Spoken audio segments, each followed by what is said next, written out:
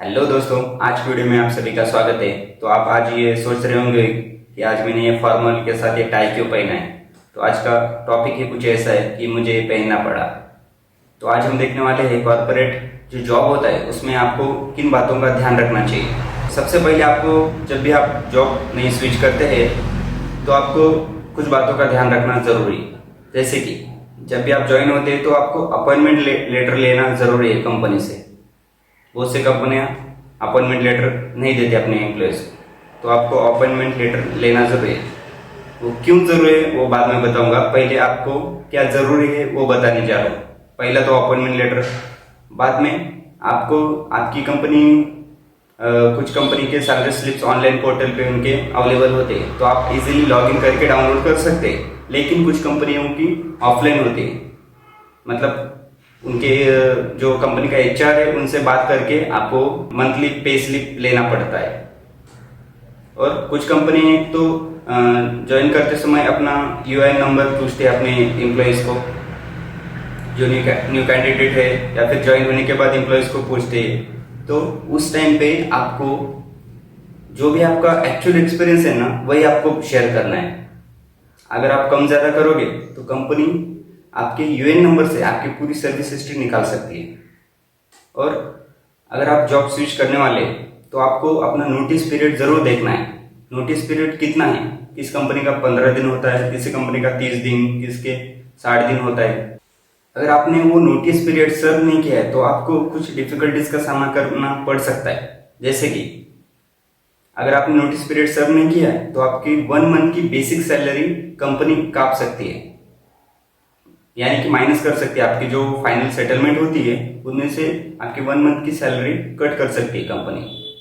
और दूसरा, कंपनी छोड़ने के बाद आप without serving your notice period when you resign, company आपको रिलीविंग लेटर, जो कि रिलीविंग लेटर कंपनी छोड़ने के बाद वो आपको चाहिए, वो कंपनी नहीं देती। इसके बाद एक्सपीरियंस लेटर नहीं देती, सैलरी स्लिप्स नहीं देती।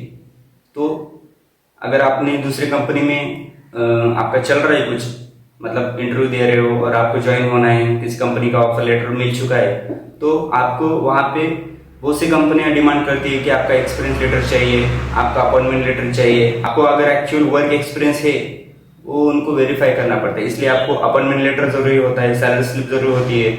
और आपका ये जो रिलीविंग लेटर, मतलब कंपनी ने आपको छोड़ दिया, मतलब आप उस कंपनी से कोई कांटेक्ट नहीं है, ऐसा उसमें मेंशन होता है, तो आप इजीली नई कंपनी में ज्वाइन हो सकते हो। अगर आप एक साथ 2 कंपनी में काम कर रहे हो तो सावधान हो जाओ। अगर आप 2 कंपनी के साथ एक साथ काम कर रहे हो तो आपको इन बातों का ध्यान जरूर रखना चाहिए। फर्स्ट वन, कि आपका जो पीएफ है वो दोनों कंपनी में से सिर्फ एक ही का ही कटना चाहिए। अगर दोनों का कटेगा तो दोनों कंपनियों को पता चल जाएगा कि आपका डुअल एम्प्लॉयमेंट चल रहा है। वो क्यों, मैं आपको बताता हूँ। क्योंकि यूएन नंबर से हम पूरी आपकी सर्विस हिस्ट्री चेक कर सकते हैं कंपनी वाले। तो इसलिए अगर डुअल एम्प्लॉयमेंट, अगर आपको पैसों की ज़रूरत है, कोई करता है एट वन टाइम दोनों जॉब हैंडल करना मुश्किल होता है, लेकिन कुछ लोग कर लेते हैं, तो उस टाइम पे एक बात का ध्यान जरूर रखना है कि पीएफ सिर्फ एक ही कंपनी का करना चाहिए। अगर कंपनी को मालूम हो जाए कि आप डुअल एम्प्लॉयमेंट कर रहे हैं तो ये कंपनी के पॉलिसीज के खिलाफ होता है, तो कंपनी आपको फायर भी कर सकती है। तो सावधानी से करिए, मेरे तो एडवाइस है कि आप मत ही करना। और जो ऑफिस में कलीग होते हैं उनसे सिर्फ काम की ही दोस्ती रखना है। कभी कभार हम ऑफिस के फ्रेंड जो होते हैं, जो कलीग होते हैं, उनके साथ इतना मतलब घुल मिल जाते हैं, उतना क्लोज फ्रेंड बन जाते हैं कि अपने बॉस के बारे में कुछ भी उल्टा सीधा उनके सामने बोल जाते हैं। मेरा बॉस ऐसा ही करता है, मुझे ऐसे ही टारगेट कंप्लीट करने के लिए प्रेशर देता है, मेरा प्रोजेक्ट में परफॉर्मेंस अच्छा नहीं था तो लास्ट जो क्वार्टर था उसमें मुझे, ऐसा चलता रहता है। तो कभी भी अपने कलीग के सामने ऐसी बातें कभी नहीं कराना है। अपने बॉस को उल्टा सीधा कभी मत कहो, क्या पता वो अगले दिन जाके अपने बॉस को बता दे कि आप ऐसे ऐसे कह रहे थे। या ये भी हो सकता है, अभी आप फ्रेंड है, अच्छे फ्रेंड है तो ठीक है, एक दिन आपका अगर झगड़ा हो गया तो वो फ्रीली जाके बता दे सकता है बॉस को, क्योंकि उसको आपसे बदला लेना है। तो कभी भी अपने कॉलीग के साथ, कभी भी अपने बॉस को उल्टा सीधा मत कहो, अपनी पर्सनल लाइफ कभी भी शेयर मत करो। ऑफिस होने के बाद अगर फ्री टाइम मिल रहा है तो अपने काम रिलेटेड जो कोर्स है नए नए वो करते रहो, अपने स्किल्स को डेवलप करो, स्किल्स को बढ़ाओ, ताकि आपको फ्यूचर में अच्छे अपॉर्चुनिटी मिलते रहे।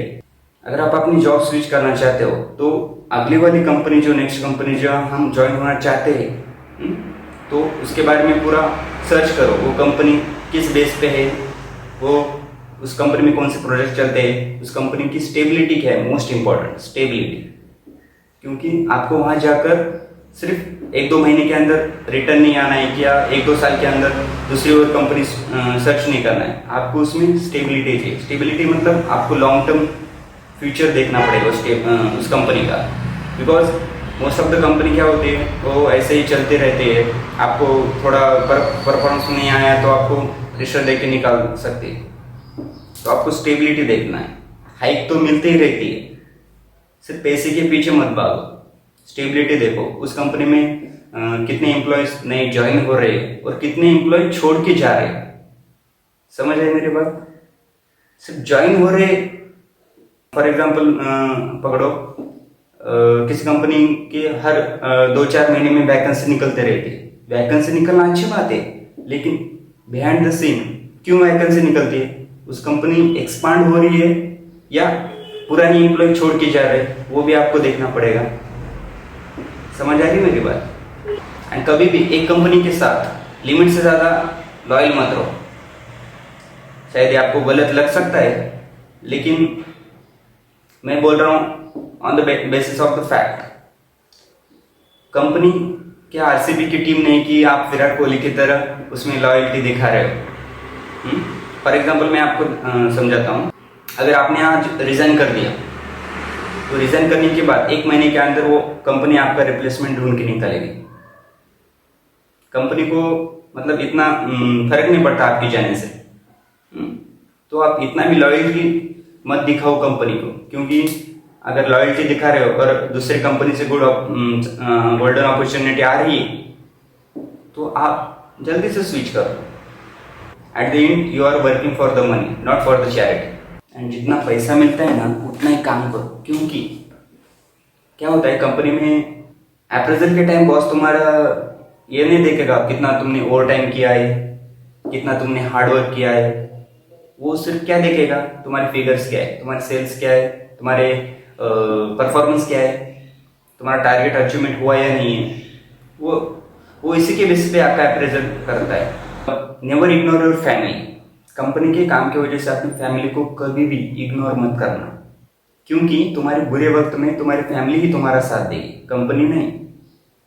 फॉर एग्जाम्पल अगर तुम बीमार पड़ गए, होता है हेल्थ इशू वगैरह कुछ भी, तो बीमार पड़ने के बाद तुम बिस्तर से उठ भी नहीं पा रहे हो तो तुम क्या करोगे, कंपनी से छुट्टी लेने के बाद अस्पताल जाओगे, दिन भर आराम करोगे।